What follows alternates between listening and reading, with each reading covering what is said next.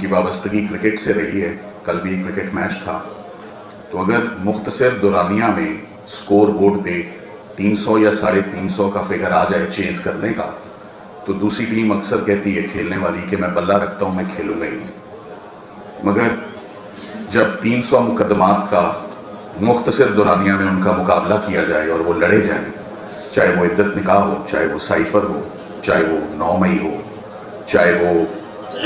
Al-Qadir trust हो, चाहे वो तोशाखाना 1 हो, चाहे वो तोशाखाना 2 हो या तोशाखाना 3 हो, जब उन तमाम मुकदमात का regardless and despite of as आप कहते हैं कि मैं इन केसेस को लड़ूंगा, तो ये एक नामुमकिन बात थी जिसको मुमकिन किया गया। और स्टेडियम में आए और जब 2 या 3 स्कोर